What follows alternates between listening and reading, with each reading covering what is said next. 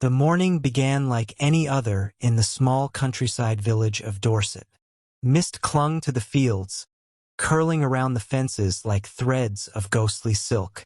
Inside a modest cottage at the edge of the lane, an old clock ticked faintly on the wall, keeping rhythm with a heart that had grown used to silence. Eleanor sat by the window with a cup of tea in her hands, her eyes unfocused as she stared at the fading garden outside. The roses had withered weeks ago, but the yellow Labrador lying by her feet hadn't moved from his usual spot, the place where the sunlight touched the wooden floorboards just enough to warm his fur. His name was Max. Max had been with her for 12 years. He had watched her children grow and leave, had followed her husband to the gate each morning before he passed away 2 winters ago. Since then, it was just Eleanor and Max, 2 souls surviving the gentle ache of loneliness together. He seemed to understand her silence better than any human could. When she cried, he would rest his head on her lap without making a sound.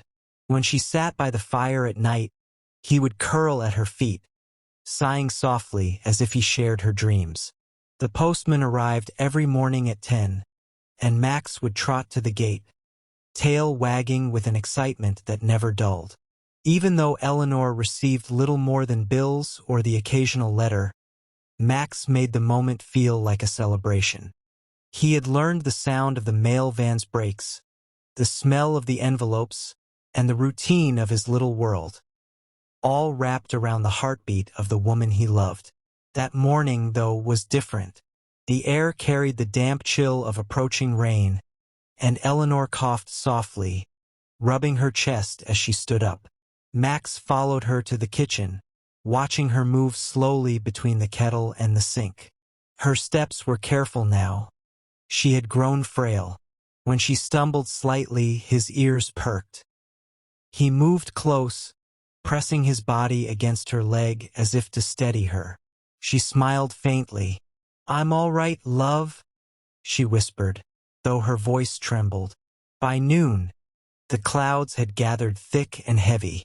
Max stayed close as she sat in her armchair, knitting in silence.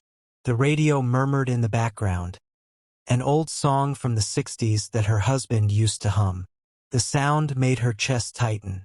She paused, looking down at Max, whose head rested on her slipper. "You miss him too, don't you?" she said softly. His tail tapped once against the floor.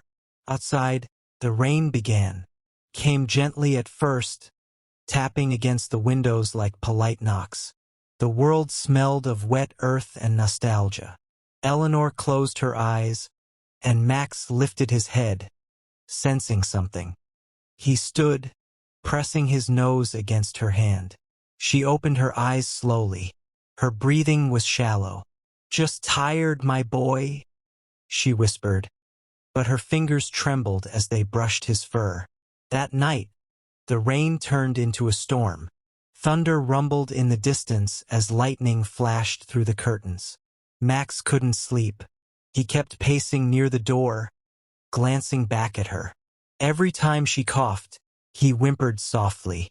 Around midnight, her breathing grew weaker. She called his name once, "Max." Barely a breath, but enough to pull him to her side. He climbed carefully onto the edge of the bed, resting his head near her shoulder. She smiled faintly, her hand finding his paw. "I'm so proud of you," she whispered. "You've been my good boy, my best boy." The storm outside seemed to pause for a heartbeat. Rain slowed, thunder faded, and in that stillness, something changed in the air. When morning came, the sky was clear again. The world smelled fresh and new. But Eleanor didn't wake up. Max lay beside her, silent and still. He nudged her hand once, then again, but it didn't move. He licked her fingers gently and whimpered, a sound filled with confusion and grief. Then, as if understanding, he lowered his head onto her arm and stayed there. Hours passed. The clock ticked, the kettle cooled, the birds began to sing outside. Still, he didn't leave her side. When the neighbor, Mrs. Clark, came by to check on Eleanor, she found the old woman lying peacefully in her bed, and Max pressed close against her, guarding her with the same devotion he had shown every day of his life. They tried to move him, but he refused. When the paramedics arrived, he barked once, not out of aggression but fear. The men spoke gently, and one of them, seeing the tears in his eyes, said softly, "He's protecting her." It took them nearly an hour to coax him away. Even then, he kept looking back, whining, trembling.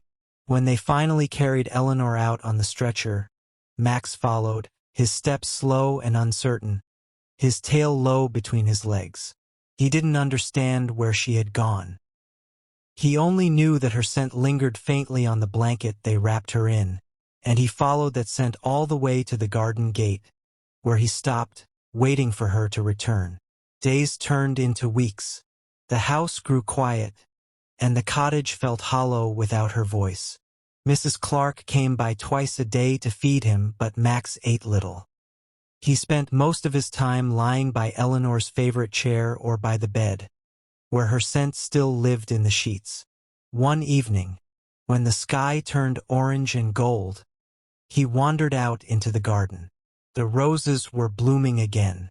He walked to the small wooden bench where Eleanor used to sit and lay down beneath it.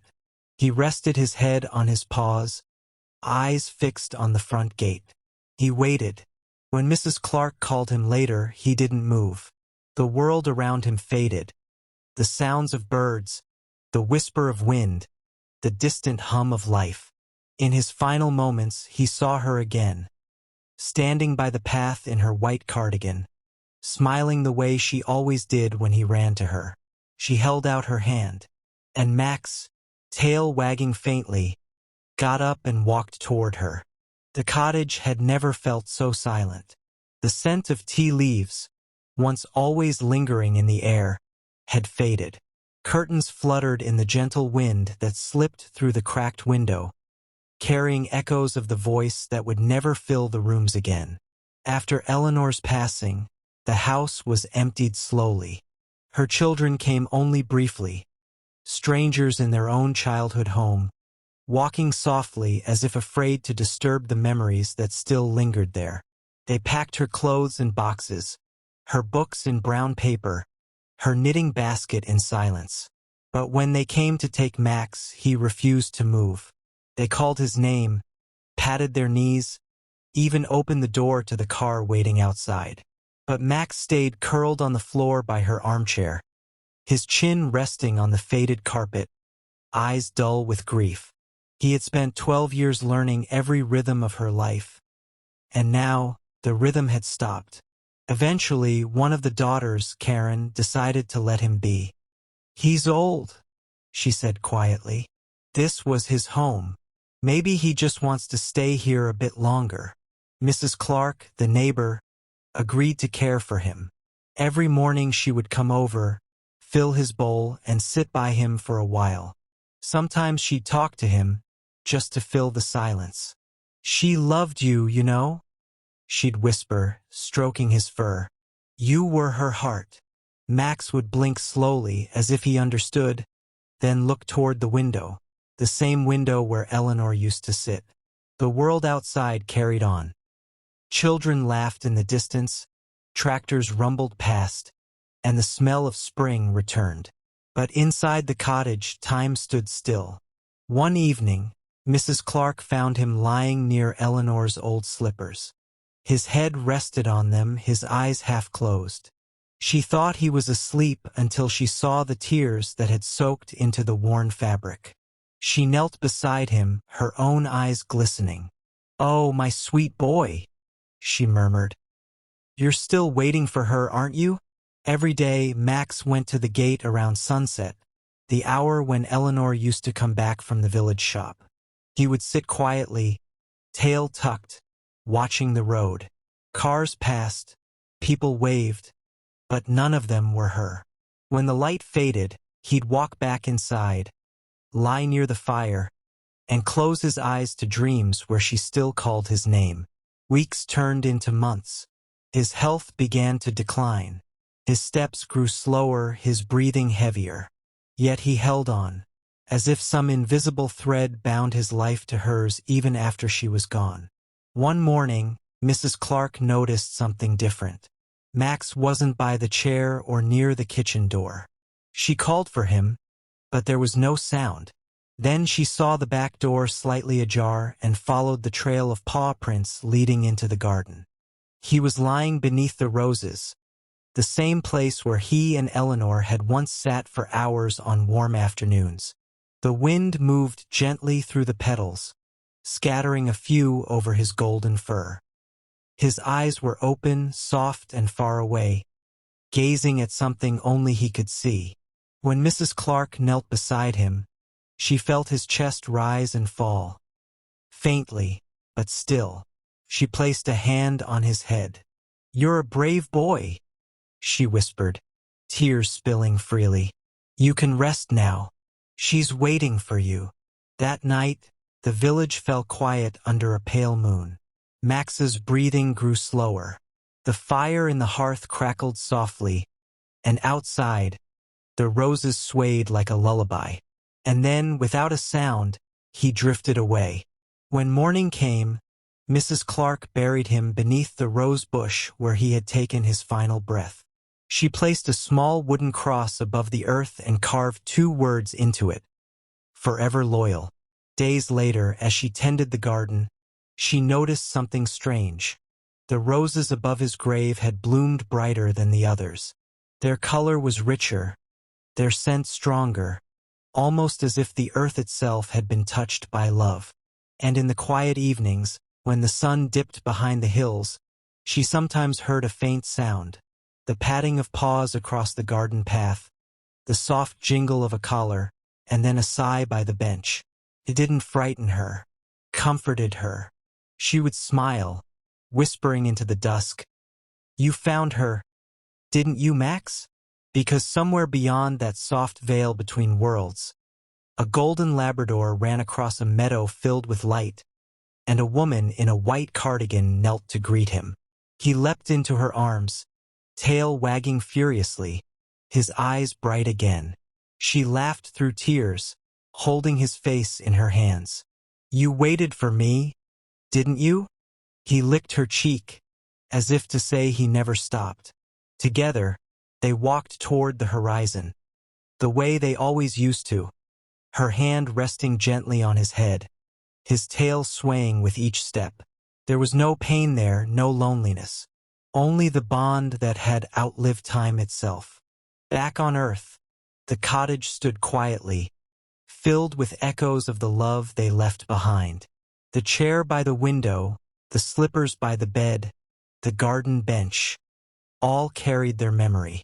And those who passed by often said they felt peace near that place, a strange warmth, as though the house itself remembered. Mrs. Clark often sat there on summer evenings, looking at the roses that never stopped blooming. She would smile faintly, whispering, "He loved her more than his life, and love like that never really dies." Years passed, and the small cottage by the edge of Dorset Lane slowly began to fade into memory. The paint peeled, the roof sagged, and ivy crept along the stone walls like time itself reclaiming what once was. Yet, for the people of the village, it was never forgotten. They still spoke of it, the home of the gentle old woman and her loyal Labrador who had loved her more than life itself. Children would often stop by the gate, peering through the rusted bars, whispering the story as if it were a fairy tale. "That's where Max waited for her," they'd say, eyes wide. "He never left her side, not even when she was gone." The elders would smile, their expressions softening, because they remembered Eleanor, her kind words, her smile that could warm even the grayest morning, and the golden dog that followed her everywhere. As the years rolled by, the cottage changed hands several times. Some owners stayed only briefly, claiming that the nights felt too quiet, that they could sometimes hear the faint sound of a tail brushing against the old wooden floor, or gentle footsteps near the garden when no one was there. Yet, unlike the fearful whispers of ghost stories, this one always carried warmth. One spring, a young couple named Tom and Lucy bought the cottage. They wanted a fresh start, away from the city, away from noise. The first time Lucy stepped into the garden, she noticed the rose bush. It stood taller than all the rest, vibrant and fragrant, blooming out of season. The small wooden cross beneath it had weathered with age, the words barely visible now. She crouched to trace them with her fingers. "Forever loyal," she murmured, reading the faint carving. "Do you think it was for a pet?"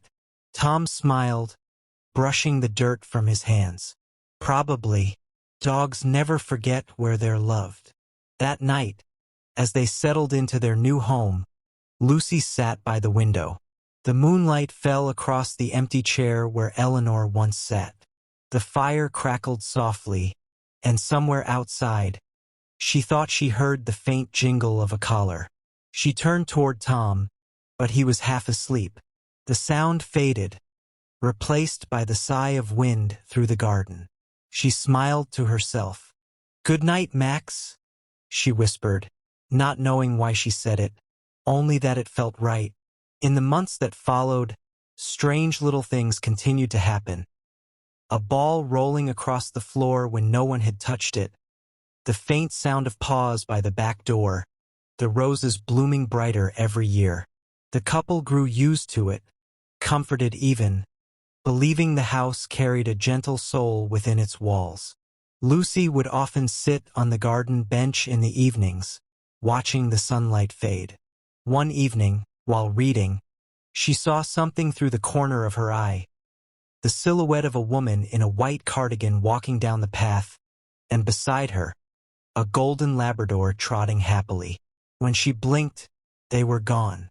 Only the roses swayed where they had been. When their first child was born, they named him Max. And when he was old enough to walk, he would often play near the rose bush, laughing, pointing toward the garden. "Doggy," he'd say with delight, though no one else could see anything there. Lucy never corrected him. She would simply smile, glance toward the horizon, and whisper, "Yes, my love, he's still here." As the years went on, the story of Max and Eleanor became part of the village itself. People spoke of them not with sadness, but with affection, as proof that love, when pure, doesn't end. It simply changes form. It becomes the warmth in a quiet room, the scent of roses on a still morning, the comfort of knowing that somewhere, someone is still watching over you. One particularly cold winter, the roses bloomed again, defying frost and snow. The villagers gathered to see it, astonished. Some said it was nature's miracle. Others said it was love's. But everyone felt the same quiet peace as they stood there, listening to the wind move softly through the petals. And if you listen closely, even now, when the night is calm and the air smells of rain, you might hear the faint sound of paws across the garden, the jingle of a collar, and the laughter of a woman who loved without measure. For in that timeless corner of Dorset, a promise was never broken, a heart never stopped loving, and the bond between a woman and her Labrador, the one who loved her more than his own life, lives on, eternal and gentle, in every bloom of the roses that still whisper their story. Because some love stories don't fade when life ends. They begin again where forever starts.